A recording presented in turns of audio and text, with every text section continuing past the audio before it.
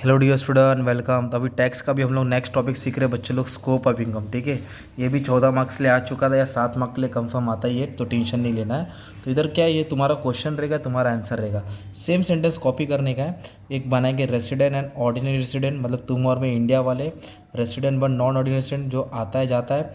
Non resident बोले तो बाहर वाला।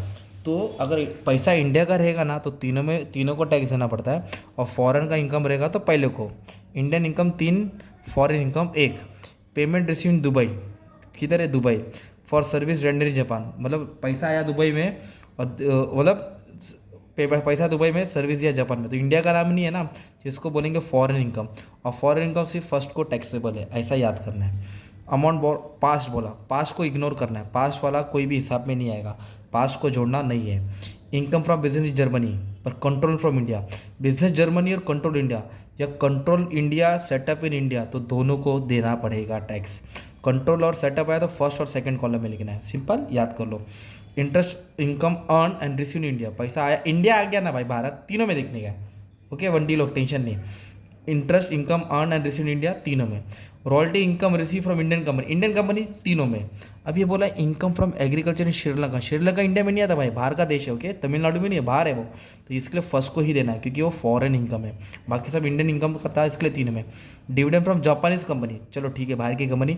पर रिसीव इन इंडिया, पैसा इंडिया में आया ना, तो इंडिया में आया तो तीनों में आएगा, इंडिया में आया तो तीनों में आएगा।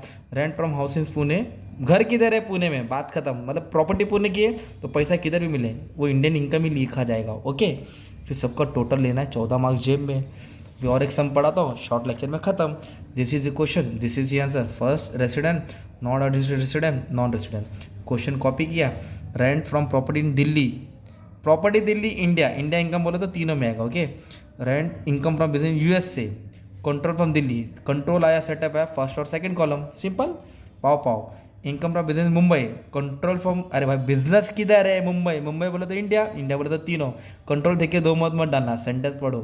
Rent from property in USA receive, property USA receive but there later remitted to India, बाद में इंडिया में आया, तो बाद में आया ना, तो बाद में का हिसाब नहीं आएगा, तो ये सिर्फ बाहर का ही इनकम है, इसलिए फर्स्ट को ही टैक्सेबल है। मतलब बाहर का पैसा है ना, बाद में इंडिया में आया तो इसलिए फर्स्ट में आएगा, ये सेंटेंस को याद करना है। Interest fund deposit with an Indian bank, तो तीनों में। इनकम रिसीव यूएसए, पर सर्विस रेंडर किधर क्या, इंडिया में, इंडिया से सर्विस दिया ना, तो इसलिए तीनों में आया। एग्रीकल्चर बोला ना श्रीलंका, तो ये बाहर का ही है, तो इसलिए एक में आया। अन पास अनटैक्स प्रॉफिट को लेते ही नहीं, इग्नोर कर दिया ना। ओके, अब इसका स्क्रीनशॉट लेके तुम लोग प्रैक्टिस कर लो, और बाकी का सब लेक्चर अपलोड कर दिया, salary, capital gain, scope of income, business, house property, बस आपका काम है अच्छे से पढ़ लेना। ठीक है, thank you very much and all the best for exam.